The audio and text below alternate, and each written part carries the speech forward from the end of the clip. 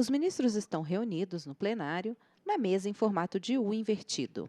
Ao centro, o presidente Dias Toffoli, à esquerda, extraordinária do Supremo Tribunal Federal, dando continuidade o subprocurador-geral da República e à direita do ministro Dias Toffoli, assessora-geral do plenário. Dando transparência aos procedimentos, em razão do horário, nós, no intervalo, decidimos em conjunto que, ao longo do dia de hoje, ouviremos os amici curiae, e aí suspenderemos e retomaremos na quarta-feira, 9h30, com as manifestações da Advocacia Geral da União e da Procuradoria-Geral da República, até para o melhor aproveitamento de todas as manifestações que têm sido de excelência e, com certeza, todas elas o serão.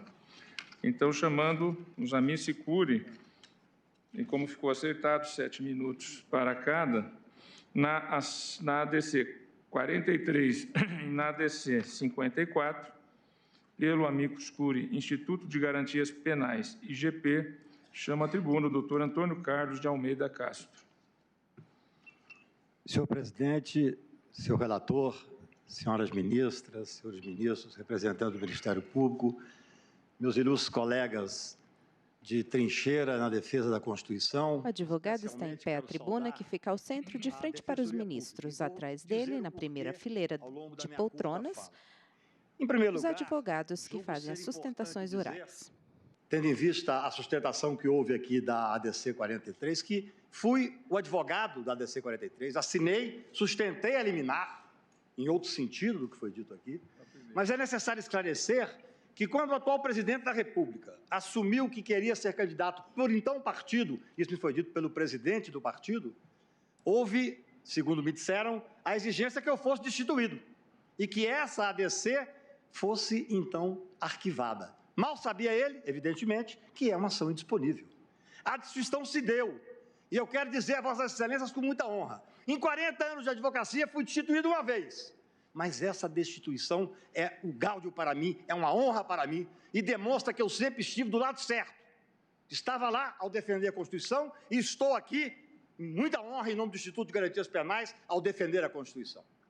Passando por esse momento, quero dizer alguns pontos que julgo importante na construção, ministro Marco Aurélio, do imaginário desse processo. Sustentação oral feita pelo advogado Antônio Carlos de Almeida Castro.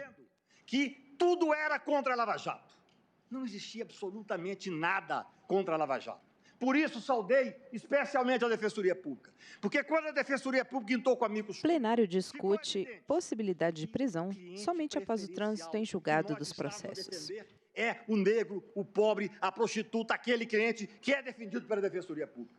E a época da liminar, disse aqui dessa tribuna sagrada, que esse tribunal, disse com todo respeito, cometia uma incoerência, porque tinha julgado aqui o estado de coisas inconstitucional num julgamento histórico que elevou esse Supremo às cortes internacionais e logo depois flexibiliza um conceito constitucional para levar milhares e milhares de pessoas para essas masmorras medievais que são as cadeias brasileiras. Essa é um ponto que eu tratei quando tive a honra de ocupar a tribuna aqui, ainda na liminar.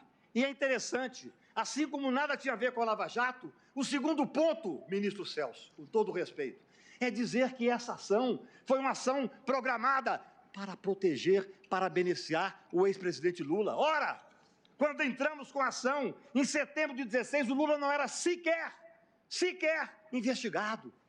Quando julgamos a liminar, o Lula não era sequer absolutamente denunciado. Apenas em 2018 houve a condenação lá no Tribunal Regional. São falácias, como essa dos 160 mil, que seriam, em tese, soltos se fosse feito esse julgamento. Em boa hora, Sua Excelência, o presidente, também presidente do CNJ, veio demonstrar o absurdo que são esses dados. Porque houve uma clara manipulação. Essa ação talvez fosse a ação mais simples de ser julgada, ministro Fux. É decidir um conceito da Constituição. É cumprir ou não a clareza de um texto constitucional. Disse aqui, e digo em respeito a Vossas Excelências, que o Supremo Tribunal pode muito, mas não pode tudo, porque nenhum poder pode tudo no Estado Democrático de Direito. Não se pode exigir de Vossas Excelências, com a responsabilidade que já tem, que vão além dessa responsabilidade ao fazer uma análise de um texto que é absolutamente inquestionável. Essa é a questão posta com a devida vênia que trago aqui a Vossas Excelências. E digo mais, quando veio esta liminar de 6-5, o que eu disse para a imprensa? A imprensa que aplaudia porque queria ver 15 ou 20 pessoas poderosas serem presas. Disse o seguinte: estão flexibilizando o preceito constitucional, uma cláusula pétrea. Amanhã vocês vão ter que aplaudir quando for flexibilizado a livre manifestação do pensamento. A propriedade privada, essa dificilmente será flexibilizada. Mas outros tantos direitos constitucionais do mesmo patamar constitucional. Nós não queremos muito, não, Excelências. Nós queremos que se cumpra a Constituição. Esse talvez fosse o processo, não fosse esses meandros que nós tivemos que enfrentar ao longo desse tempo. Esse seria um processo, julgo que de certa facilidade, porque eu não tenho dúvida. Nós enfrentamos questões fora do processo. Por exemplo, dizer que isso é contra a Lava Jato, o que tem a Lava Jato a ver com esse processo, o cumprimento do preceito constitucional? É porque eu digo há 3 anos pelo Brasil, ministro Gilmar, que a estrutura de marketing da Lava Jato é muito melhor do que a estrutura jurídica. Ela colocou as pessoas... O plenário discute possibilidade de prisão somente após o trânsito em julgado dos processos. É só isso que estamos fazendo aqui. Com a devida vênia, não somos donos da verdade. Quando em debates, principalmente fora do Brasil, eu vejo algum professor estrangeiro ter a coragem de criticar: ah, mas como é que vocês defendem que pode haver até o último grau de jurisdição? Não é assim no país tal, não é assim na Alemanha. A minha resposta é muito simples, senhor presidente. A Constituição brasileira não vale na Alemanha. A Constituição brasileira vale no território nacional. Nós temos uma carta que foi promulgada em 1988 e que nós juramos cumprir. Vossas Excelências como juízes, eu como advogado e o cidadão também. Nós temos que começar a voltar a ter esse temor absoluto pela Carta Constitucional. Vivemos num tempo, senhor presidente, em que cumprir a Constituição passou a ser um ato revolucionário. É absolutamente simples o que se pede nesse processo, embora com enorme repercussão. Não a repercussão apregoada, muitas vezes, de forma maliciosa até, com a devida vênia, pela grande mídia. Não! O que nós temos que fazer nesse processo, e eu peço vênia para repetir, é uma análise que o juiz tem que fazer ao interpretar um texto que é inequívoco. Nós não podemos pedir, e peço vênia pela veemência, que cada juiz possa ter a análise que quiser de textos, principalmente de cláusulas pétreas que são absolutamente claras. Ou então, nós estaremos colocando em risco o Estado Democrático de Direito, que talvez seja a maior função desta casa. Essa independência entre os poderes, com o respeito. Sua Excelência, o ministro-presidente, quando assumiu, disse uma frase que deu esperança a todos nós. O Supremo Tribunal tinha que deixar de ter o protagonismo que estava tendo. Isso eu digo respeitosamente, de uma pessoa que advoga nessa casa, dessa tribuna sagrada, há quase 40 anos. É com todo o respeito que eu digo, que o que se pede aqui, respeitando só para dizer uma homenagem ao ministro, ao professor Celso Antônio Bandeira, quando estava despachando com ele um dos memoriais que ele disse: Excelência, o que se pede é que se cumpra a Constituição. Obrigado. Agradeço ao doutor Antônio Carlos de Almeida Castro. E agora, nas 3 ações declaratórias de constitucionalidade, falará, pelo amicus curiae, Defensoria Pública da União, o doutor Gabriel Faria Oliveira, Defensor Público-Geral da União. Boa tarde. Queria cumprimentar o excelentíssimo presidente, o ministro Dias Toffoli, cumprimentar o ministro Marco Aurélio, relator das ADCs ordem em julgamento, cumprimentar as senhoras ministras, cumprimentar os senhores ministros, excelentíssimo vice-procurador-geral da República, cumprimentar também o excelentíssimo advogado-geral da União, presente na tribuna, o ministro André Mendonça, os excelentíssimos colegas defensoras e defensores públicos, advogadas, advogados, estudantes, enfim. Presidente, relator, senhores ministros, simbólica fala da Defensoria Pública da União, eis que, sem dúvida, o debate é sim um debate que atinge diretamente as pessoas pobres e as pessoas hipossuficientes, na sua grande massa encarceradas. uma grande massa das pessoas encarceradas. Na vida de defensor público, nós aprendemos algumas lições, e uma delas é a de que qualquer endurecimento penal ou processual penal que se dirija simbolicamente ao andar de cima da sociedade atinge com maior vigor o andar de baixo. Os pobres, os negros, enfim, a clientela seleta e de sempre do direito penal.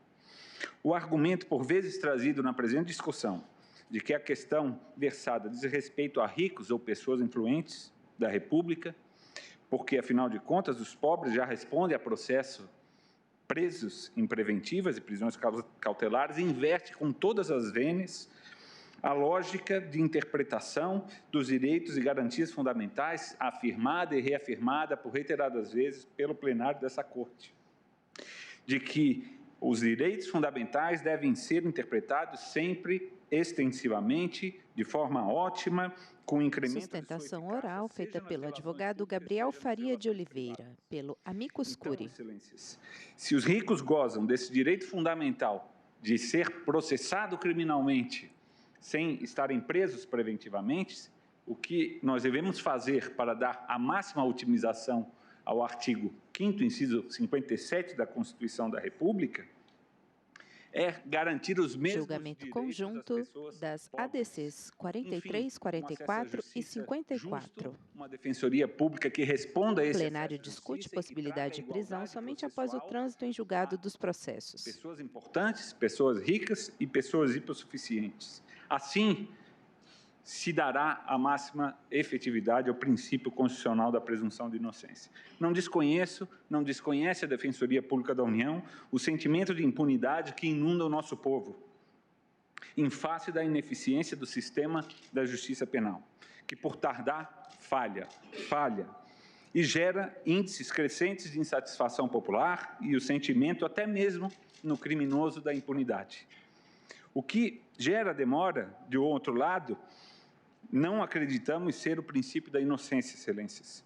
O que gera demora, com sentimento de impunidade na justiça criminal, são os tempos mortos dos autos processuais em escaninhos de secretarias, é um procedimento legal inquisitivo, baseado na estrutura, na não imediaticidade entre partes e julgador, na proliferação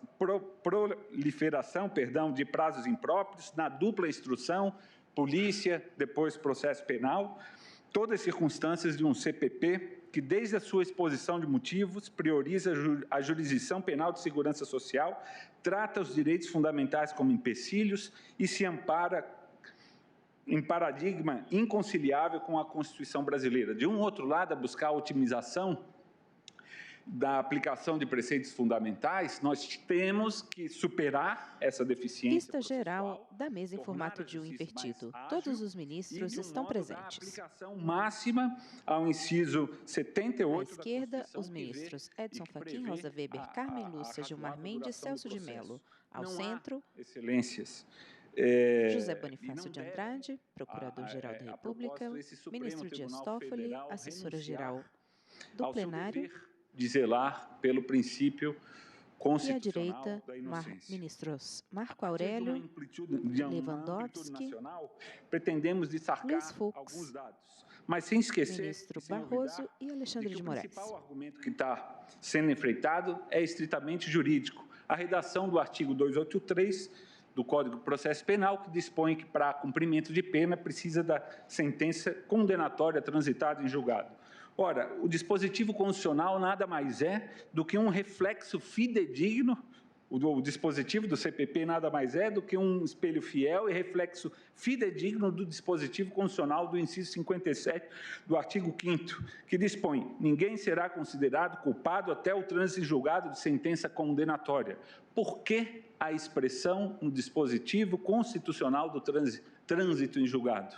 Não há ausência de sentido, excelências. Um cidadão que procure o STJ, que procure o Supremo Tribunal Federal, tem que estar albergado por essa garantia se, ao recorrer, tiver uma condenação de segunda instância, recorrer ao respectivo tribunal e tiver a sua pena ou haver a sua absolvição, a transformação da privativa de liberdade em restritiva de direito, o reconhecimento de prescrição, enfim, o que seja. Isso porque não podemos esquecer que a liberdade é perdida, como foi falado da tribuna, do mesmo jeito, em condições similares a masmorras medievais, como reconheceu o estado de coisa inconstitucional na DPF 347.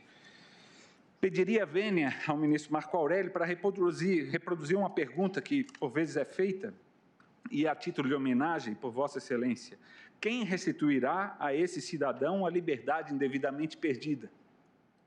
Quem restituirá? Um estudo da coordenadoria do STJ, para terminar, Excelências, sobre pedidos de defesa concedidos em recurso especial e agravo em recurso especial, isso eu estou afastando desses dados os habeas corpus da 5ª e 6ª turma, no período de setembro de 2015 a agosto de 2017, identificou aproximadamente 69 mil decisões. Delas, 40%, 28 mil decisões, delas estavam presentes a Defensoria Pública como representação. Um total de 1,2% de absolvição, um total de 1,87% de substituição de privativa de liberdade por restritiva de direito, um total de 1,10% prescrição, além de diminuição de pena e outras contabilidades. Nesse tanto que representaria a liberdade, prescrição, absolvição, transformação em restritiva de direito, 2.760 pessoas, num prazo de 2 anos, teriam sido presas ilegalmente, 4% aproximadamente. Isso sem falar habeas corpus concedidos, habeas corpus e recursos extraordinários também analisados perante esse Supremo Tribunal Federal. Em todos os itens, os números de êxito da Defensoria Pública são superiores aos dos advogados. Faço essa ressalva, terminando, presidente, apenas, e peço vênia, para fazer essa comparação com o único propósito de reformar que esse, talvez, como nenhum outro caso, é um tema de interesse direto e imediato da Defensoria Pública brasileira. A vulnerabilidade do título de segunda instância não é revelada apenas desses números. Esse Supremo parametrizou o princípio da insignificância, acabando de fato, presidente, parametrizou a aplicação do princípio da insignificância, mas agora, recentemente, outubro, e as cortes regionais e estaduais tendem a não cumprir. No estado de Minas Gerais, 5ª, 6ª, 7ª turma, não aplicando o princípio da insignificância. Teremos furtos ou furtadores de chinelo, de lata de leite, de bolacha, presos e se profissionalizando em masmorras medievais com organizações criminosas. Por essas razões, presidente, nós, na condição de Defensor Público Geral Federal, em nome da Defensoria Pública da União, pedimos a procedência da presente ação para julgar constitucional o artigo 283 do Código de Processo Penal, sem prejuízo que as prisões, enfim, cautelares continuem acontecendo na 1ª, 2ª, 3ª, 4ª, 5ª, 6ª instância, dentro dos parâmetros legais. Muito obrigado, de forma cautelar e exceção. Muito obrigado. Agradeço ao doutor Gabriel Faria Oliveira. Agora, nas ADCs 44 e 54, falará pelo amicus curiae, Defensoria Pública do Estado de São Paulo, o doutor Rafael Munerati, defensor público do Estado de São Paulo. Muito obrigado, senhor presidente. Excelentíssimo senhor ministro-presidente, Dias Toffoli, excelentíssimas senhoras ministras, excelentíssimos senhores ministros, excelentíssimo vice-procurador-geral da República, colegas defensores e defensoras públicas, advogados e advogadas, senhoras e senhores presentes, muito boa tarde a todos.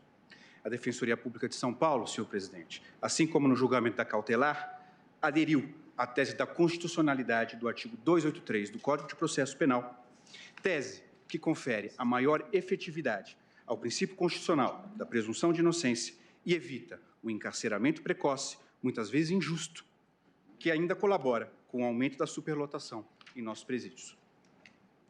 Não se discute, excelências, que após o julgamento em segundo grau, não há mais análise de fatos ou provas que levaram às condenações. Porém, também é certo que, apesar disso, a Defensoria Pública obtém, em muitos casos, a reforma de decisões condenatórias e a soltura de réus presos após o acordo de segundo grau. Em sede de recurso especial, temos cerca de 44% de reforma, de alguma reforma nas condenações. Em sede de habeas corpus, temos cerca de 62% de êxito de alguma reforma das condenações, isso no âmbito do STJ. Nesse colete do Supremo Tribunal não é diferente, ministro Celso. Também conseguimos ajustes nas condenações e solturas. Em habeas corpus, o índice da Defensoria Pública de São Paulo foi 13,5% de concessões. Há, de fato, senhores ministros, vários índices estatísticos que foram utilizados, alguns para criticar, outros para justificar a execução antecipada da pena. Todavia, excelências, não somos estatísticos, não somos matemáticos, somos defensores. Lidamos com pessoas, atendemos e defendemos pessoas, sofremos com as injustiças praticadas. E mesmo que tivéssemos apenas uma pessoa presa injustamente e posteriormente colocada em liberdade por esse Supremo Tribunal Federal, já suplementaria qualquer índice estatístico e justificaria a espera pela condenação definitiva.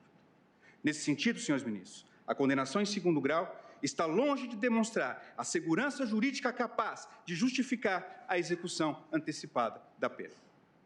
E pior, demonstra que os tribunais de justiça, muitas vezes, lamentavelmente, não observam e não aplicam a jurisprudência e as súmulas do Supremo Tribunal Federal, praticamente obrigando o condenado, ministra Rosa, a percorrer todas as instâncias do judiciário para ter assegurada a aplicação justa de sua pena e regime por essa colenda corte. São exemplos disso as súmulas 718 e 719, que tratam o quê? De aplicação de regime, de dosimetria de pena. Temos diversos exemplos dessa situação. Exemplos de pessoas de carne e osso. Em caso emblemático da Defensoria Pública de São Paulo, defendemos a ré Desirê, viciada em drogas, presa preventivamente grávida, que teve seu filho na cadeia e foi condenada por tráfico em primeiro grau, a pena de 6 anos de reclusão em regime fechado em 2012. Foi permitido o recurso em liberdade e Desirê, durante o processo, se recuperou, virou confeiteira e microempresária. Porém, veio o acordo do Tribunal de Justiça, manteve a condenação 6 anos em regime fechado em julho de 2004 e com ele veio um mandado de prisão. Se fosse hoje, ela teria sido presa em regime fechado. Não foi. Recorremos ao STJ via recurso especial. Sustentação oral feita pelo advogado Rafael Monerati, defensor público de São Paulo. E, finalmente, em março de 2018, conseguimos a ordem de ofício de Vossa Excelência, ministro Ricardo Lewandowski, no bojo do recurso extraordinário para a aplicação da redução da pena, do regime aberto e da substituição por restritiva de direitos. Isso foi no ARE 1.092.162. O plenário discute possibilidade de prisão somente após o trânsito em julgado dos processos. Desirê teria cumprido 4 anos de pena injustamente, em regime fechado, além de perder toda a sua recuperação social e ficar longe de seu filho de 2 anos de idade, que nasceu na cadeia. Esse ano, ainda em cumprimento de pena restritiva, Desirê virou embaixadora do Sebrae São Paulo, no programa Mulheres Construindo Negócios. Nessa terça-feira passada, o ministro Gilmar Mendes, dia 15, concedeu a ordem no habeas corpus 176563 para absolver um paciente acusado de tentativa de furto, condenado pelo Tribunal de Justiça, condenado em segundo grau, havia sido absolvido em primeiro grau, condenado em segundo grau a pena de 1 ano e 3 meses de reclusão em regime fechado. O Tribunal de Justiça determinou a expedição de mandado de prisão em 30 de abril passado. Apenas agora, 5 meses e meio depois, foi o paciente absolvido graças à concessão da ordem do ministro Gilmar Mendes. Nesses casos, senhoras e senhores, não se trata de autor de crime hediondo, violento, de corrupção ou de colarinho branco, mas sim de um pobre que tentou furtar chocolates e balas. Pode-se até argumentar, senhores ministros, que eventuais injustiças cometidas com a prisão em segundo grau seriam um efeito colateral aceitável dentro de um número geral de condenações não alteradas, pois a justiça, algumas vezes, falha. Porém, os erros apenas são aceitáveis quando inevitáveis. Mas a injusta prisão após o segundo grau nunca será inevitável, já que poderia e deveria ter aguardado o trânsito em julgado. O que se tem, senhores ministros, ao fim e ao cabo, com a permissão da execução antecipada da pena, não é o fim da impunidade, mas sim uma verdadeira ansiedade punitiva, que ao não aguardar a definitividade e a segurança jurídica do trânsito julgado, que é certo que virá, promove prisões desnecessárias e injustiças irreparáveis. Eu agradeço a atenção de Vossa Excelência. Agradeço ao doutor Rafael Munnerati. E agora, nas 3 ações declaratórias, falará pelo amicus curiae, Defensoria Pública Geral do Estado do Rio de Janeiro, o defensor público daquele Estado, doutor Pedro Carriello. Excelentíssimo senhor presidente, ministro Dias Toffoli, ministro relator Marco Aurélio, decano dessa casa, ministro Celso de Mello, demais ministras, demais senhores que compõem essa corte, subprocurador-geral da República. O caso de hoje aqui me faz lembrar um pouco, ministra até Carmen Lúcia, o velho Guimarães Rosa. Quem castiga não é Deus, são os avessos. A minha preocupação, ministro Gilmar, é que os avessos venham a prevalecer sobre o argumento da norma clara da Constituição. E eu queria tentar evidenciar aos senhores que a importância desse tema, ele transcende aquela norma pura, de clarevidência, de facilidade literal. Ele transcende, porque ele pega nas epidermes, e epidermes, assim, selecionadas, ministra Rosa. As epidermes dos pobres, dos pretos e dos periféricos, das mulheres pretas.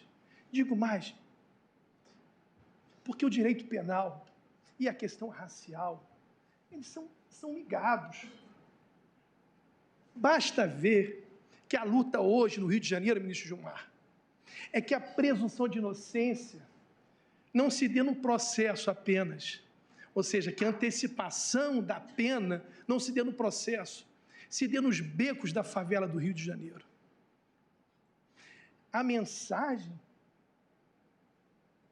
que aqueles que tendem a relativizar essa garantia fundamental, ela acaba tendo uma dimensão letal na atual política do Rio de Janeiro de segurança pública. Porque o agente de segurança pública, como diz minha colega Lívia Castro, um trabalho belíssimo sobre a questão racial e a presunção de inocência, ela acaba de dar holofotes a agentes de segurança. Sustentação oral feita pelo advogado Pedro Carriello, lá naquele lugar, defensor do Estado do Rio de Janeiro. A presunção de culpa, ela se dá já pela condição racial de negro. Essa mesma condição que... O plenário discute possibilidade de prisão somente após o trânsito em julgado dos processos. Presumia-se que ele era escravo. E essa minha colega consegue, com uma beleza, construir esse argumento, que isso vai irradiar de forma draconiana nas relações de direitos fundamentais. Eu dou outro exemplo. Se discute aqui também a busca e apreensão coletiva, ou seja, onde se demarca um território como se fosse um campo de concentração, e lá se pode, com uma única sentença, com um ato judicial, fazer a limpa. E se antecipa nesse mesmo ato o inquérito, a acusação, o processo, a condenação, a execução da pena e a disposição do agente público de recolher, num ato só, pela simples condição de moradia, periférico e de ter na sua cor preta. E essa presunção ela vai mais adiante, senhores. Me permita dizer aqui para toda a sessão, ela às vezes antecipa de forma dolorosa aquilo que aconteceu de forma absurda com Marielle. Essa presunção antecipada de pena faz com que Ágatas fique no meio do caminho. Há uma antecipação do caso Marielle na menina Ágata. Há uma antecipação dessa presunção nos morros. E a Defensoria Pública do Rio de Janeiro, veja, ela está ligada a essa causa, ministro Barroso. Vejam, senhores, todos os nossos núcleos de atuação, de preconceito racial, LGBT, todos esses dias me mandaram fontes, informações, fale dos nossos vulneráveis, cada qual buscava a importância, fale da mulher, ou seja, porque a relativização no processo penal, ela vai permitir a relativização de outros direitos fundamentais. É uma porta que se abre, que se macula, que em dado momento não há condição de você retomar essa situação. E qual é o papel da Defensoria Pública do Estado do Rio de Janeiro? É ser um agente provocador? Não. Mas é ser um agente que alerta e que afirma que essa decisão tem destinatário certo. A nossa atuação aqui, me permita, dos defensores públicos da União, de outros defensores públicos do Estado, como do Rafael Monerati, de outras instituições, ela evidencia que essa causa aqui não há o discurso de elitização do STF. Essa decisão, ela tem, como o direito penal tem, ela tem uma seleção, ela tem um campo de concentração destinado. Vão ferir pessoas certas sobre essa situação. E há uma diversidade de casos, casos doloridos, casos que machucam e que faz refletir sobre a necessidade que os senhores reflitam se vale a pena relativizar. Eu não discuto a potencialidade que essa casa tem de interpretar a Constituição. Eu sei que há uma discussão sobre, às vezes, a ideia do poder constituinte ser o próprio STF, às vezes a ideia crítica do poder constituinte ser quase um poder revisor da sua própria norma, mas essa norma ela não é aberta, ela é clara e evidente. Ela não permite avesso, ministra Carmen Lúcia. A literalidade dela ecoa nos ouvidos e permite uma segurança àqueles que moram na Maré, àqueles que moram na Tijuca e àqueles que moram em Ipanema. Porque a norma constitucional é para todos. E a história da Constituição é a história da sua nação. Saber o que diz a norma, o que interpreta, o que reproduz, o que transcende, ministro Alexandre de Moraes, é um pouco da nossa história de vida, sem ser um positivismo exacerbado, mas ela é. Se permitirmos essa relativização de forma pequena que seja, ministra Rosa, pequena que seja, ministro Fachin, os direitos fundamentais que Vossa Excelência tanto preza na sua história de vida, é uma abertura muito grande.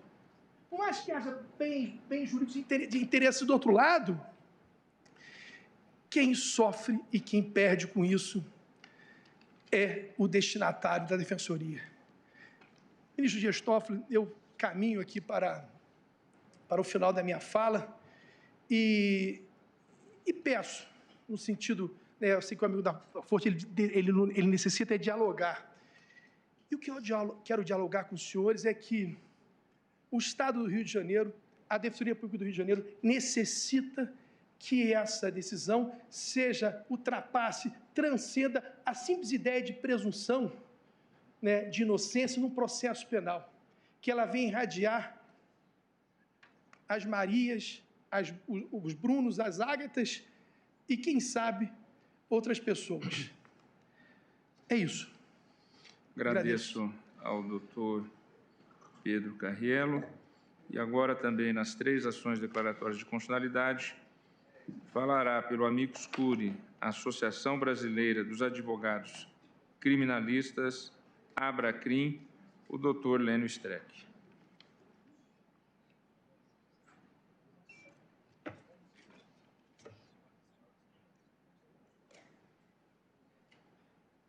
Procurador-Geral da República. O advogado posiciona-se à tribuna, que fica no centro, de frente para os ministros. André Caran Trindade e Juliano Breda. Nós estamos aqui pela Abracrim. O nosso Juliano Breda, pela OAB, fez uma tomografia epistêmica, portanto, uma arqueologia, e não precisamos mais falar sobre o histórico de toda essa questão. Eu vim aqui como amigo da Corte, amicus curiae, amici curiae, e não como inimigo da Corte. A Corte já tem demais. Resistir aqui é o papel da Corte, contra as sereias, contra o contempt of court, de que vem sendo vítima esta Corte, senhor presidente. E Vossa Excelência tem reagido com apoio da comunidade jurídica e também reagido através do ministro Alexandre de Moraes. Eu vim como amigo da Corte, né, para pedir, como fizeram em 2016, o doutor Elias Matarassá pela Abracrim, que a Corte não permita que o direito seja maltratado pelo consequencialismo. O plenário discute possibilidade de prisão somente após o trânsito em julgado dos processos. Depois de 3 anos de trabalho, depois desta ADC, escrevendo julgamento conjunto das ADCs 43, 44 e 54. E Bernd Ritters, da Alemanha, chama de constrangimento epistêmico, que quer dizer sustentação oral feita pelo advogado Lênio Streck. Interpretação dos textos. E ele tem um livro chamado Unbegrenzte Auslegung, que é um direito não constrangido. Ele mostra que quando os juristas não constrangem, não fiscalizam, não buscam, por vezes, a literalidade do texto da Constituição, como aconteceu na Alemanha nos anos 30, corre-se sério perigo. Eu vim como amigo da Corte para pedir, então, que esta Corte faça a coisa certa. O que é fazer a coisa certa? É julgar com responsabilidade política, sem politizar o direito. Tarefa difícil? Muito. O Supremo tem de, com responsabilidade moral, dizer sim e não quando necessário. Só que sim é sim, e não é não. Não pode ser sim ou não, quando interessa. Hoje o texto é claro, amanhã já não é. O sim pode ser não. A ADC 44, por exemplo, não quer discutir outra coisa que não o artigo 283, a sua constitucionalidade. Esta ADC é exatamente para isso, a 44. Tudo já foi dito aqui, nós sabemos de cor já os dispositivos legais. Era para ser um easy case no início, se tornou um hard case. Eu tenho medo que se transforme num tragic case. A questão, ao nosso ver, é muito simples. Trata-se de uma constitucionalidade espelhada. Mas por que isso ficou tão polêmico? Porque foi politizado, foi ideologizado, a discussão foi moralizada. Um exemplo dessa politização, um juiz escreve um texto dizendo que a leitura literal do artigo 283 não dá direito à presunção da inocência. Um professor famoso de São Paulo diz, a leitura literal dá o direito à presunção, mas por isso gera impunidade e por isso não deve ser aplicado. É só chamar o VAR para resolver um problema como esse. Afinal, há um direito ou não há um direito? Está claro na lei ou não, ministro Fachin? O senhor faz uma interpretação conforme a Constituição do artigo 283. Mas se o artigo 283 espelha a Constituição, seria a Constituição inconstitucional? Ressuscitemos Barhoff? Se sacramentarmos uma interpretação conforme em sede de ADC, criaremos uma aporia, um dilema sem saída. Não há essa precedente no mundo. O que o mundo até dirá sobre isso? Ministro Lewandowski, Vossa Excelência disse há dias atrás muito bem, o princípio da presunção da inocência é uma cláusula pétrea, mas não precisa ser dito. O princípio é arché. Ministro Fachin, me permite um pedido epistêmico? Eu gostaria que Vossa Excelência fosse nesse julgamento tão literalista quanto foi no caso do artigo 403 do CPP. Ministra Carmen Lúcia, eu gostaria que Vossa Excelência esgrimisse aquela pequena constituição dos nossos tempos de ID, e James Stubenschlag, lá do céu, deve estar nos olhando, que o ministro Fux conhece muito bem, conheceu o ministro Barroso. Ministro Alexandre, Vossa Excelência disse algo fantástico. Essa crença de que o STF pode dizer o que bem entende desrespeitando a lei, também atrasa o país. Tenha certeza, Vossa Excelência está absolutamente correta. Ministro Gilmar, Vossa Excelência tinha razão quando em 2010 denunciou o ovo da serpente do autoritarismo e do punitivismo. Ali estava o paciente zero. Poucos ouviram Vossa Excelência.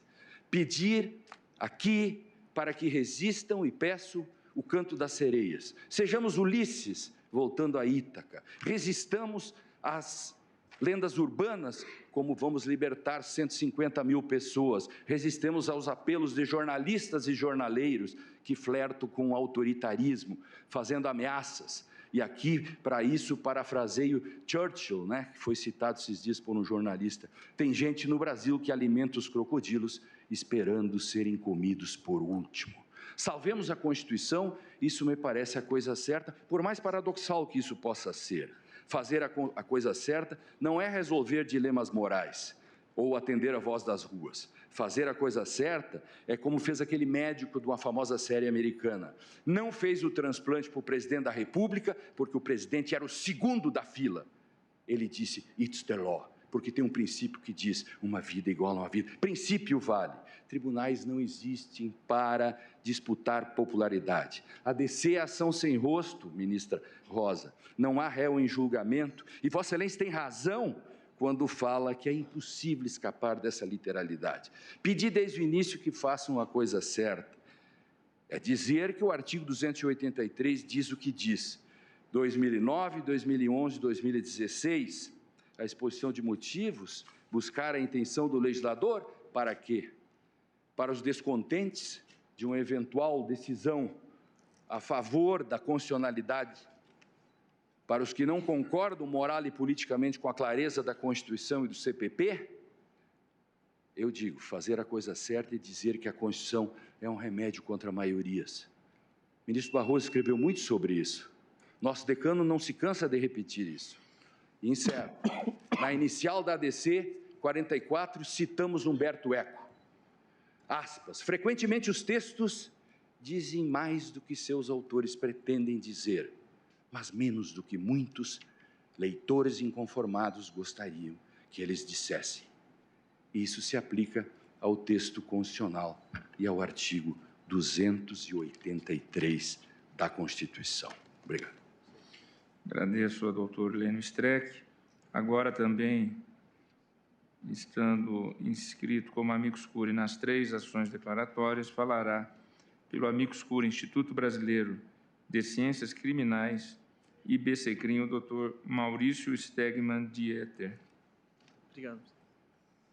Excelentíssimos senhores ministros do Supremo Tribunal Federal, cumprimento na pessoa do presidente. O advogado está em pé à tribuna, que fica ao centro, de frente para os ministros. Ao ilustre relator, ministro Marco Aurélio. Atrás dos ministros à esquerda, até ao fundo, se dirigir à corte nessa ocasião. Ao centro e à direita. Da corte é uma deferência e o IBCCRIM espera honrar essa tradição, apresentando aqui os argumentos que podem orientar uma decisão melhor calibrada em virtude do que está em discussão, que é a constitucionalidade do artigo 283 do Código de Processo Penal. E nesse ponto confesso que parece se instaurar uma espécie de paradoxo, porque não é possível dizer inconstitucional um artigo que realiza a Constituição não só de modo literal, mas avança inclusive na especificidade dessa definição. Isso nos fez recordar, no início das nossas considerações, uma crítica que o filósofo Gilles Deleuze escreveu a Henry Bergson, dizendo que quando falsas perguntas aparecem antes mesmo que falsas respostas possam ser dadas a verdadeiras perguntas, ali existe o campo da ideologia. Será, então, que a discussão que tenta relativizar algo que, para todos nós, criminalistas, juízes, promotores, advogados, defensores, reunidos no IBCCRIM, parece sustentação oral feita pelo advogado Maurício Stegmann Dieter, pela amicus curiae. Da disputa ideológica e não propriamente técnico-jurídica. Por isso, nós nos concentramos em enfrentar os 7 argumentos que foram manejados pelos ministros, que entenderam de maneira diversa na ocasião do julgamento do habeas corpus 126.292. O primeiro argumento que ali foi apresentado é de que a Constituição da República diria não de que o sujeito não pode ser preso, mas de que ele não pode ser tratado como culpado. Esse argumento da Tavênia, é preciso dizer, não tem o menor cabimento lógico, porque, evidentemente, considerando que a culpabilidade integra o conceito analítico de fato punível, e se a culpabilidade pode ser transformada por meio de recurso, então não haveria como dizer que há o princípio da culpabilidade como num crime, nula pena sine culpa, preenchido na iminência disso ser reformado no futuro. Então, a incompatibilidade possível entre o artigo 283 do Código de Processo Penal e o artigo 5º, inciso 57, não faz o menor sentido, porque a culpabilidade é o fundamento da censurabilidade que pode ou não autorizar a execução de uma pena. O segundo argumento, bastante manejado, foi de que estamos diante de uma jabuticaba brasileira. E sempre me causa uma certa espécie isso, porque eu adoro jabuticaba e acho que a gente deveria valorizar aquilo que, em comparação com o direito internacional, o Brasil é melhor. E o Brasil é melhor em um monte de coisas. O Brasil tem leis de proteção ao deficiente, leis de valorização e proteção das vítimas, que é muito melhor do que a disciplina internacional. E o que diz o direito internacional de direitos humanos sobre isso? Que quando a regra nacional for melhor do que a internacional, vale a regra internacional. O Brasil vai se diminuir por um tipo de imposição um pouco vira-lata, de sentir que talvez os seus princípios não estão de acordo com a maioria da disciplina normativa mundial. Eu acho que nós deveríamos ter orgulho do inciso 57, orgulho da transformação do artigo 283, porque o professor que me ensinou que a tarefa dos juristas do tempo presente era a constitucionalização do direito brasileiro, hoje é ministro e está aqui me ladeando. Foi graças às lições do ministro José Edson Fachin que eu tomei conta, digamos, da ideia da constitucionalização do direito privado brasileiro. Mas como eu fui para trabalhar na área penal, eu me dei conta da urgência que tem a constitucionalização do direito processual penal brasileiro, um direito processual inspirado no fascismo italiano, mas que agora pode encontrar, pelas luzes da Constituição, um remedo, uma forma de continuar a favor do réu, a favor do acusado, realizando a presunção de inocência, enquanto ainda não vem definitivamente um novo Código de Processo Penal que seja acusatório e democrático. O argumento seguinte que foi apresentado era de que esse era um princípio que estaria sujeito à ponderação.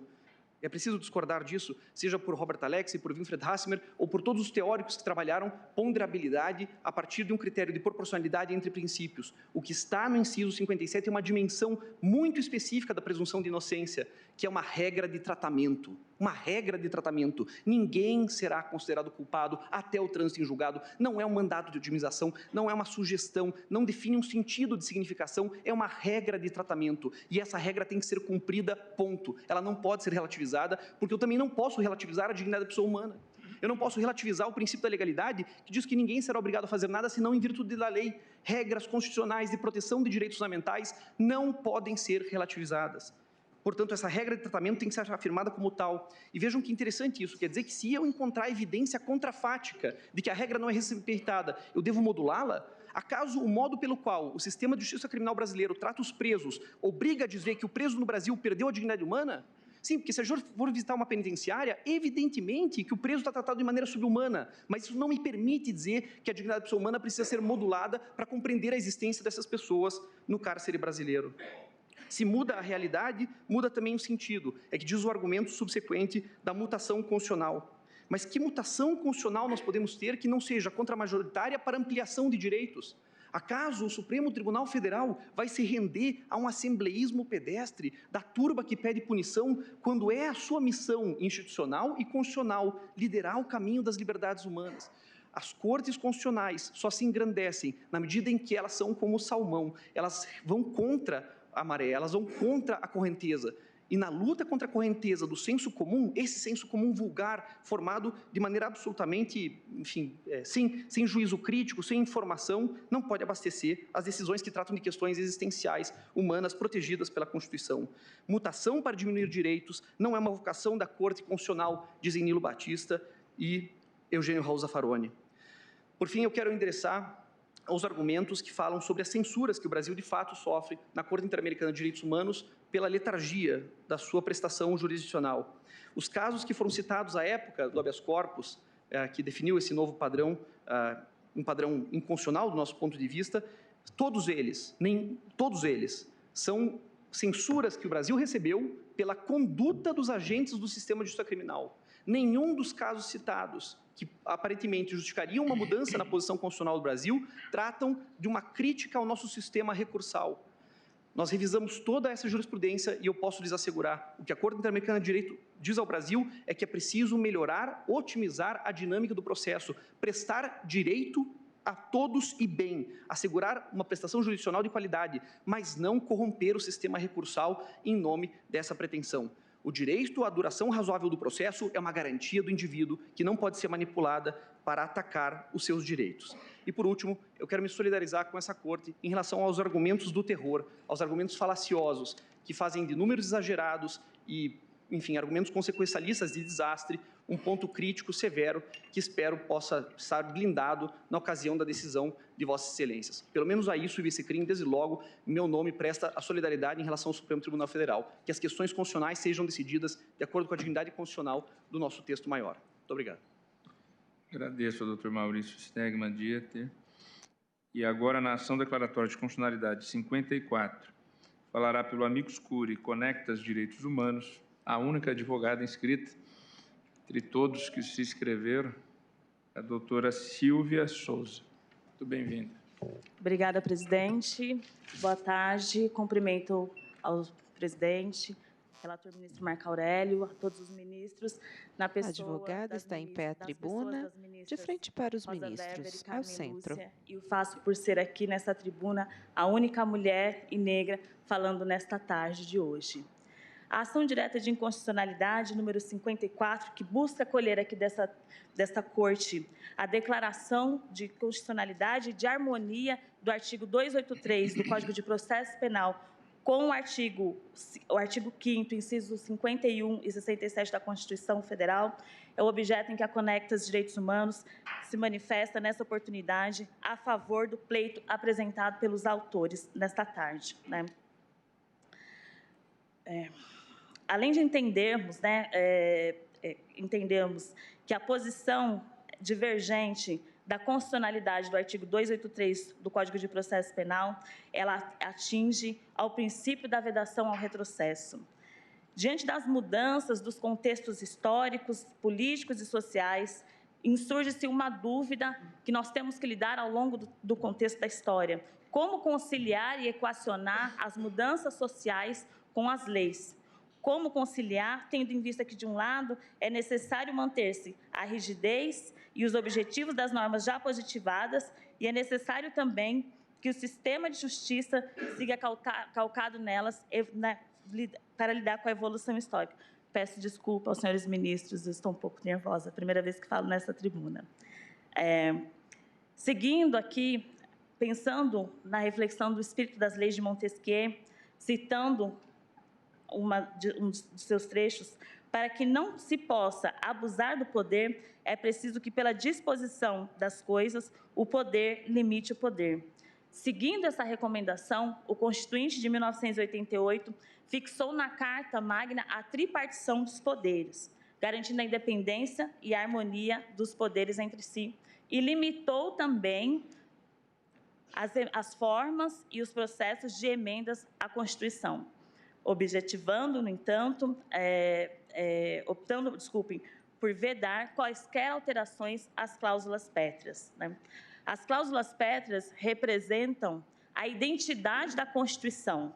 Os seus fundamentos visam justamente assegurar a integridade da Constituição e impedir quaisquer e eventuais alterações que provoquem a sua destruição.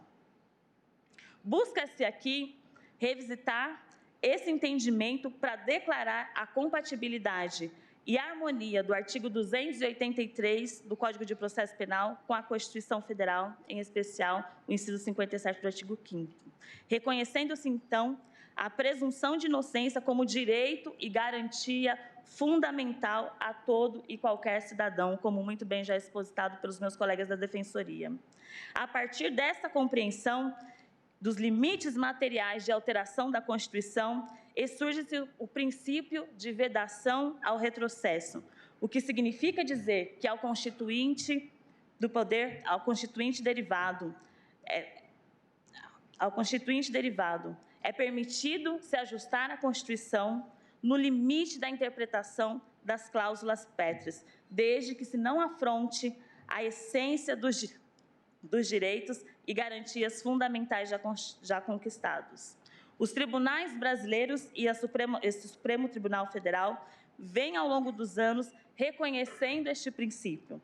Dentre os vários e brilhantes posicionamentos já exarados por essa Corte, eu peço licença aqui para citar o do ministro Lewandowski, no HC 167265, num pequeno trecho que diz: aliás, constata-se que, a partir do entendimento do STF, o qual, por julgamento majoritário, restringiu o princípio constitucional da presunção de inocência, prisões passaram a ser decretadas após a prolongação de decisões de segundo grau de forma automática, na maior parte das vezes, como já afirmado, sem qualquer fundamentação idônea.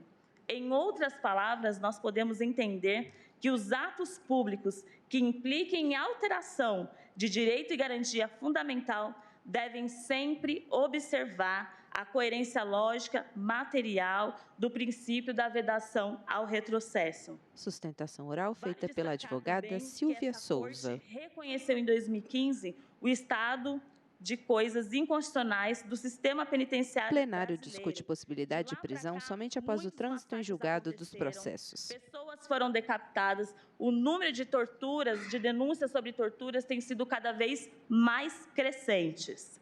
O artigo 312 do Código de Processo Penal prevê que, na hipótese de aplicação das restritivas da prisão cautelar, embora posta no sistema de justiça como exceção, torna-se regra, em especial, a aplicação para a população negra e pobre.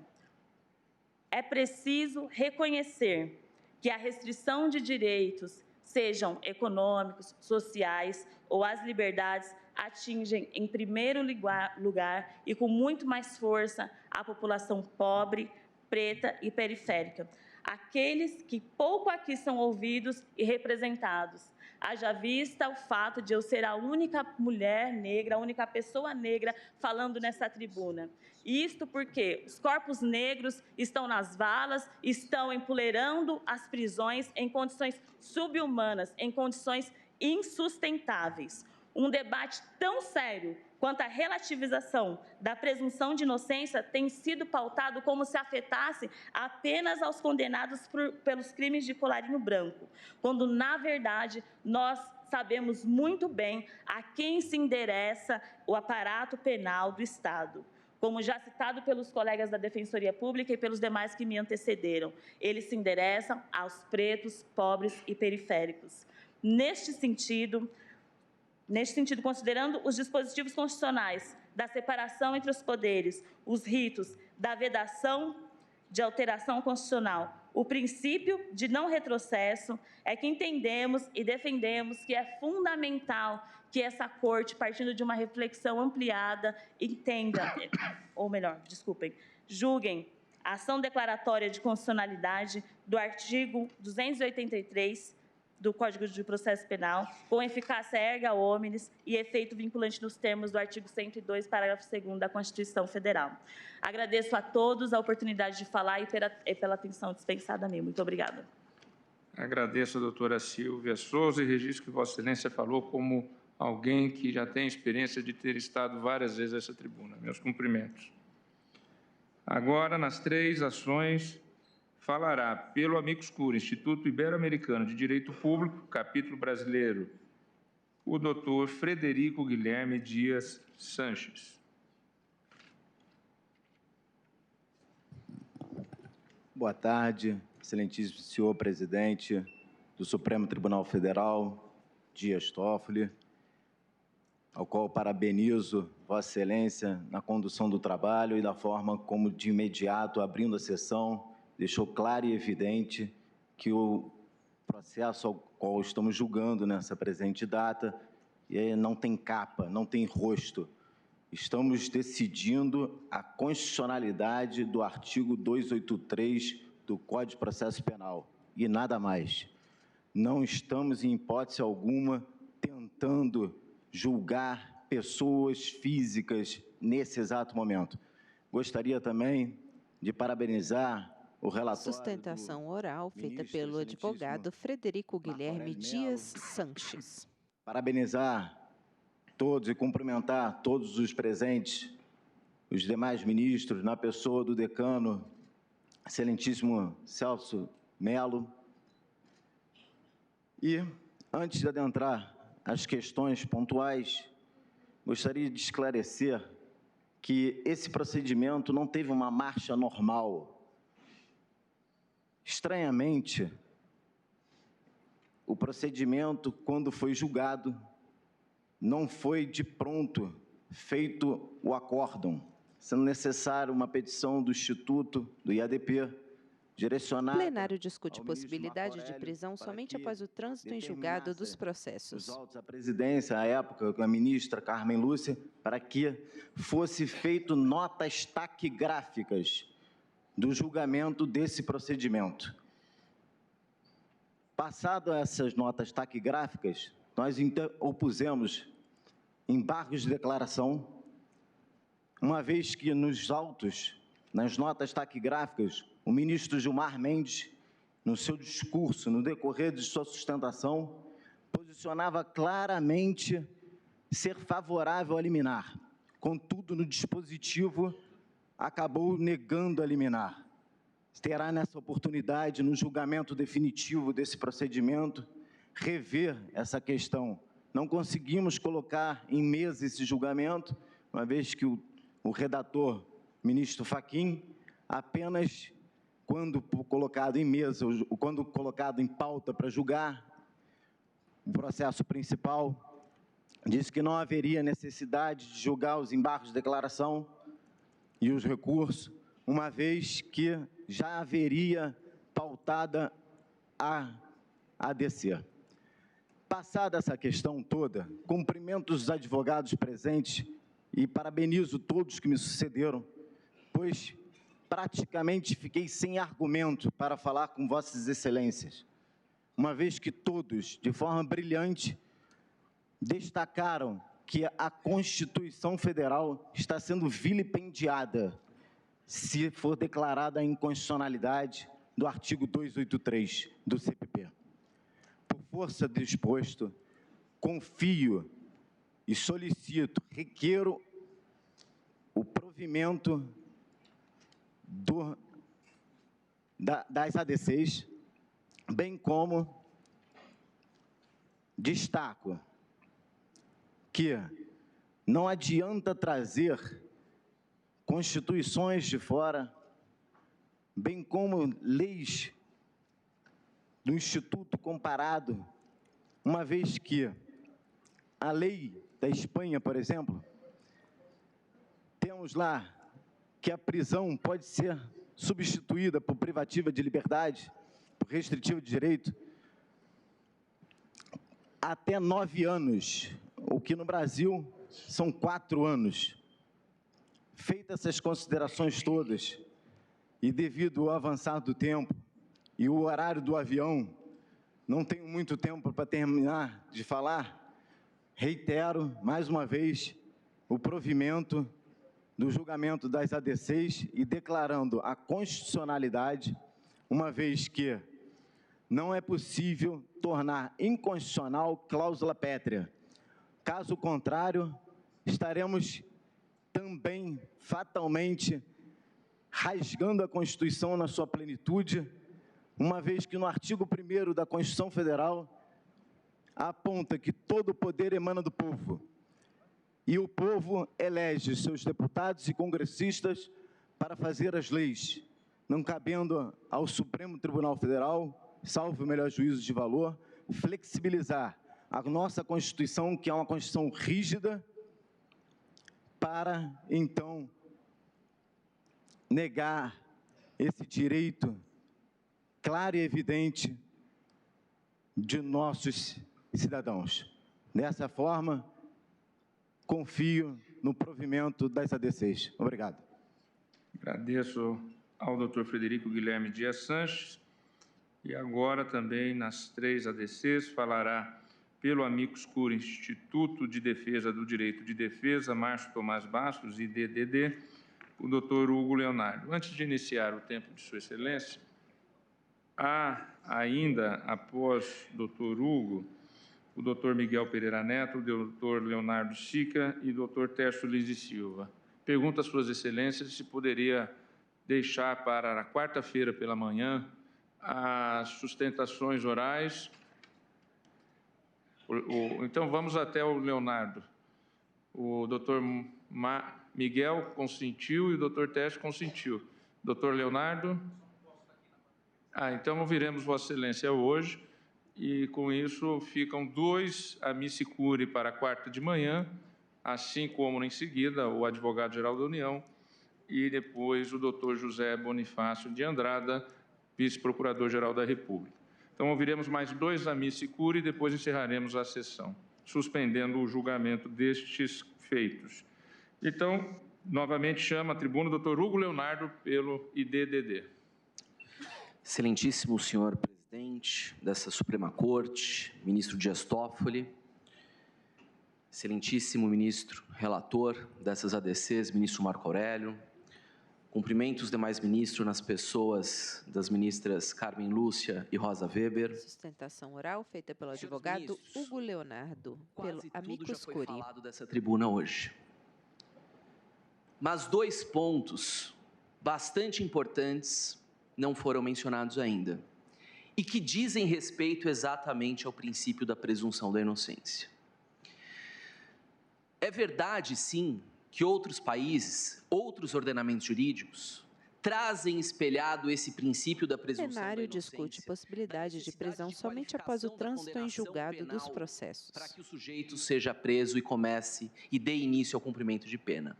Mas mais do que isso, como aqui já foi mencionado, que nós temos a Constituição brasileira e a ela que devemos obedecer, eu gostaria de trazer 2 documentos internacionais. Um deles é a Declaração Nacional de Direitos Humanos, de 1948, que no seu artigo 11.1 dispõe, aspas, todo ser humano acusado de um ato delituoso tem o direito de ser presumido inocente, até que sua culpabilidade tenha sido provada de acordo com a lei. Em julgamento público, no qual lhe tenham sido asseguradas todas as garantias necessárias à sua defesa. Em outro documento internacional, que é o Pacto San José da Costa Rica, internalizado como norma plena de eficácia em nosso ordenamento jurídico, como inclusive essa Suprema Corte já decidiu, e alocou esse tratado internacional como norma supralegal, mas infraconstitucional, também tem o seu disposto no artigo 8º, número 2, que dispõe, aspas, toda pessoa acusada de delito tem direito a que se presuma sua inocência enquanto não se comprove legalmente a sua culpa. Vejam, excelências, são 2 documentos internacionais que vão ao encontro do que está previsto no nosso pacto político, mais do que dizer a Constituição da República do Brasil. E mais do que isso, a Declaração de Direitos Humanos, como já foi dito aqui, sucedeu justamente o período de guerras. Vista geral do plenário e da mesa em formato de invertido, onde estão os ministros. Do direito penal de forma qualificada.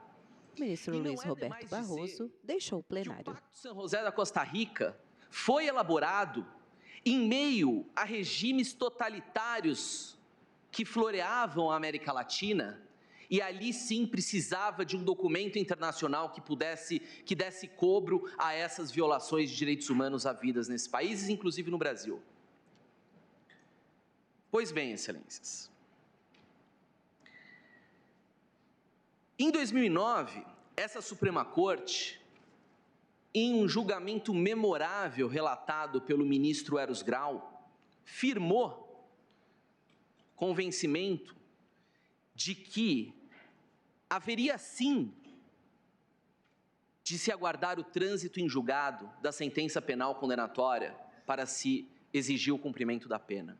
Porque, como bem disse o ministro Marco Aurélio, em votos, repetidamente tem dito isso em votos de seus habeas corpus, ninguém devolve um dia de prisão, ministro Marco Aurélio, e Vossa Excelência tem razão. Ninguém devolve um dia de prisão a um sujeito preso indevidamente, como já foi dito aqui também. Não interessa ao Estado brasileiro uma prisão injusta sequer, fosse uma prisão indevida de forma cautelar, sem que se desse conta de todo o trânsito em julgado, de todo o transcurso legal e toda a formalidade observada pelos ritos estabelecidos em nossa lei processual penal e Constituição Federal, já teria feito suficiente a presunção da inocência. Mas eu gostaria de dizer, excelências, que nós estamos vivendo uma quadra no Brasil deveras importante. Até parece que esse julgamento não permeia o direito penal. Até parece que se ignora o seletivismo penal. Até parece que nós vivemos num país em que não temos 800 mil presos.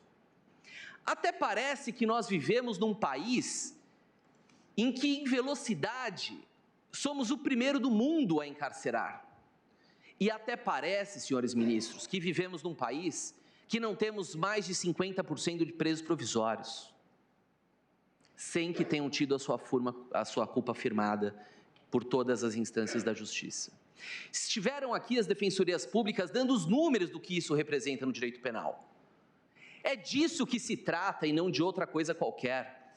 Quando se transforma ou se deixa transformar o direito penal num fetichismo midiático, essa corte perde o pacto democrático, excelências. E uma palavra eu ainda não ouvi aqui hoje e gostaria de entoá-la. É papel desta corte constitucional, meus senhores ministros. E nós viemos aqui como amigos da corte para entoar esse papel de vossas excelências, de poder contramajoritário. Vossas excelências não devem ouvir a voz das ruas. Vossas excelências devem cumprir o que está escrito na Constituição. E se o nosso Estado democrático de direito quiser um outro farol, um outro norte para o nosso pacto constitucional de 1988, ministro Fachin, que mudemos novamente a Constituição, e não por PEC, mas que reunamos o poder constituinte originário numa nova Assembleia. É disso que se trata. Aliás, é importante dizer que a temperatura dos ataques a essa corte diz respeito ao índice de desmandos havidos na nossa sociedade.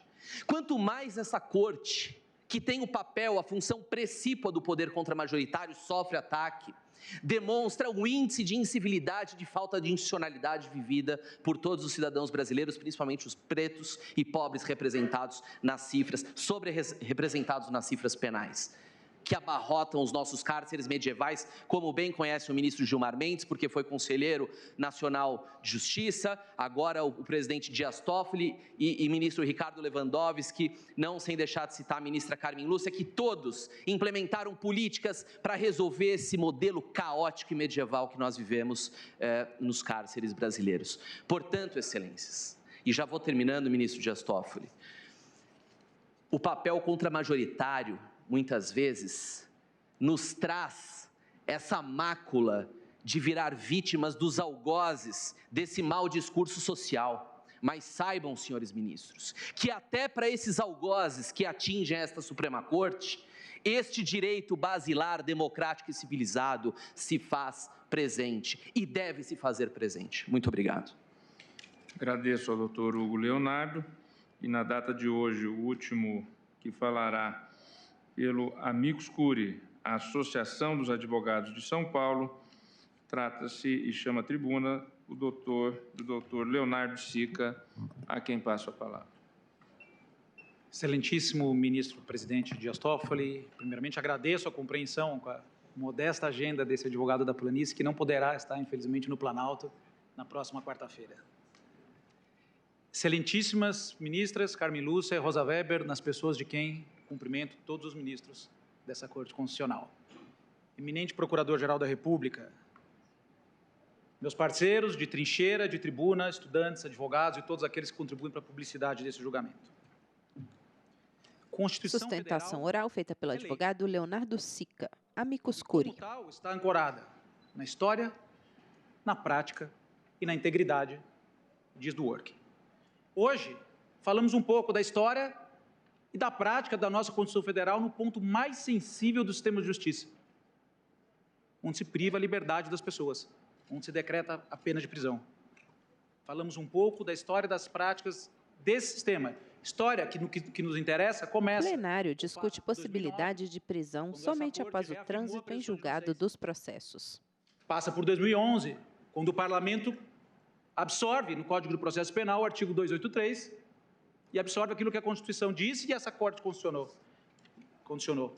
E chega em 2016, quando, de inopino, de maneira surpreendente, pressionado por um movimento autoproclamado de cruzada judiciária, a Corte começa a virar a regra do jogo.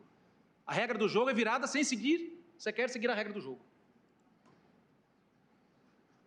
Por isso, falei de história, falei de prática. Esse julgamento diz respeito à integridade da Constituição Federal. A integridade do nosso sistema de justiça, que é colocada em risco por decisões como essa, com devido respeito de 2016, atropeladas por esse movimento de cruzada judiciária, que nada mais é o mesmo movimento que pressiona o Congresso a aceitar provas ilícitas, que pressiona o Congresso a acabar com o habeas corpus, que resiste ao controle do abuso de autoridade. É o mesmo movimento. É o mesmo movimento. Daí que esse julgamento diz respeito a restaurar a credibilidade do sistema de justiça. Credibilidade que não tem a ver, como bem disse o meu colega Hugo Leonardo, aos impulsos majoritários. Esse não é o papel dessa Corte. Ou ao senso comum. Impulsos majoritários e senso comum escreveram as piores páginas da história da justiça penal do Ocidente. As piores. A integridade está em risco, porque aqui não tenho como não dizer, não tenho como não afirmar, senhores ministros, que desde a decisão de 2016 instalou-se o caos normativo no sistema de justiça criminal.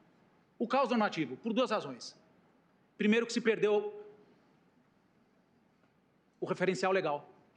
A referência do sistema de justiça criminal deixou de ser a lei. Porque o artigo 283 do Código de Processo Penal talvez seja um dos mais claros, mais límpidos, mais incontroversos. E naquele momento, o Supremo Tribunal Federal diz que, além de ser incontroverso, ele é válido, ele está de acordo com a Constituição, mas ele não precisa ser cumprido. A lei deixa de cumprir a tarefa de orientar comportamentos. Deixa de cumprir. E, a partir daí, se desdobraram práticas desiguais, práticas injustas, práticas iníquas das mais diversas. Há tribunais que decretam a prisão após o julgamento da apelação. Há tribunais que esperam os embargos.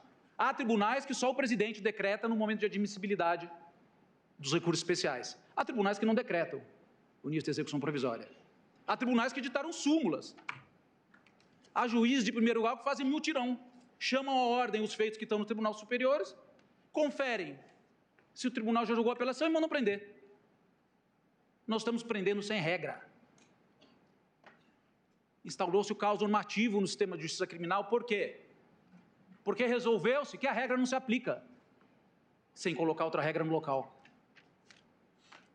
Resolveu-se que a regra é constitucional, mas não se aplica. Instalou-se no Brasil o regime da pena sem contraditório, ministro Lewandowski. Como bem disse aqui o defensor público que me antecedeu, quando o réu é absolvido em primeiro grau e condenado no segunda instância, a pena é imediatamente aplicada sem contraditório. Ele é preso por força de uma pena que ele nunca discutiu. Quando há recrudescimento de regime, e isso é muito comum, o réu vem de primeiro grau com uma pena que não é privativa de liberdade, o segundo grau ele é levado à prisão, ele é levado à prisão com uma pena que a defesa nunca discutiu, sobre a qual não houve contraditório. Sabe por quê? Porque nós estamos imitando o que há de pior em outros sistemas. Ah, na Espanha é assim, na Itália é assim, na Alemanha é assim, nos Estados Unidos é assim, mas esses países têm contraditório diferido sobre o cálculo da pena. No melhor estilo de síndrome de vira-lata, nós estamos pegando o que há de melhor no nosso sistema, jogando fora para copiar o que há de pior nos outros sistemas e trazer para o nosso. E importando sem as adaptações necessárias. Estamos levando gente para a prisão sem contraditório. O Superior Tribunal de Justiça pacificou que a pena restritiva de direito não é passível de execução provisória, mas a pena de prisão é. Vá lá explicar isso para alguém, senhores ministros.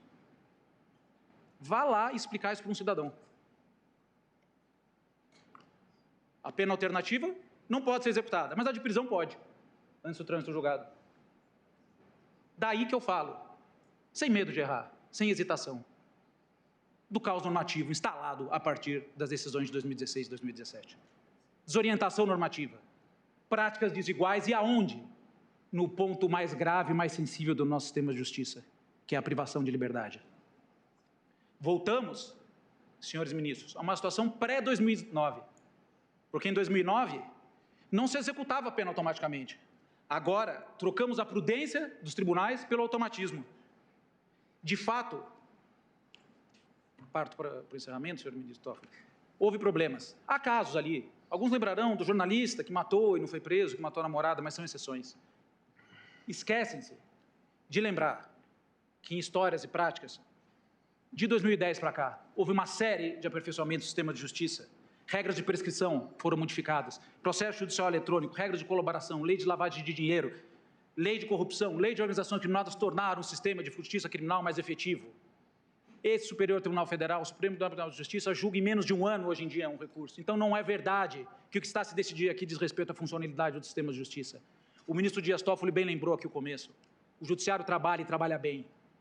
Por fim, presidente Dias Toffoli, não é verdade que esse julgamento diz respeito à impunidade. Quando, em 2016, a regra do jogo foi virada, o Brasil tinha uma das maiores populações carcerárias do mundo, então estávamos punindo Não só isso. Empresários mais importantes, mais poderosos estavam presos. Políticos, governadores, deputados, parlamentares estavam presos sem que houvesse mudança na regra da presunção de inocência. Então, não é verdade que a mudança dessa regra diz respeito. É arrogância, é desprezo com o esforço de todos aqueles que implementaram esse conjunto de mudanças da última década que tornaram o sistema mais efetivo, que o julgamento de hoje diz respeito com a efetividade. O julgamento de hoje, ministra Carmen Lúcia, diz respeito com o tamanho da nossa Constituição Federal. E o que a Associação dos Advogados pede, agradecendo mais uma vez pela oportunidade de falar nesse sagrado plenário, é que Vossas Excelências restituam a integridade da Constituição Federal. Não deixe que ela se apequene. E deem provimento à ação declaratória número 43. Problemas complexos, às vezes, têm solução simples. Basta manter a regra tal qual está escrito. Muito obrigado pela atenção. Agradeço ao doutor Leonardo Sica. Antes de suspender o julgamento, gostaria de cumprimentar a todos os eminentes advogados pelas sustentações orais formuladas.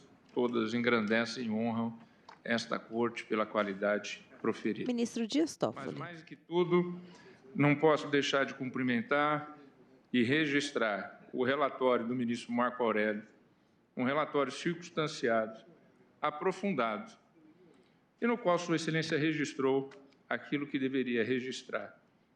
Mas digo, com toda a admiração que só aumenta, que o fez com devido respeito, que só aumenta a minha admiração por Vossa Excelência. Muito obrigado.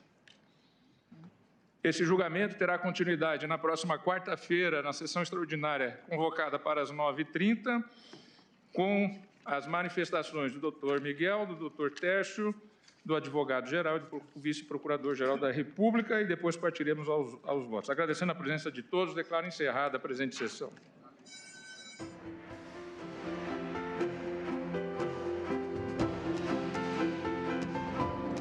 Parede de mármore clara ao fundo, bandeira do Brasil à esquerda, brasão ao centro, crucifixo à direita.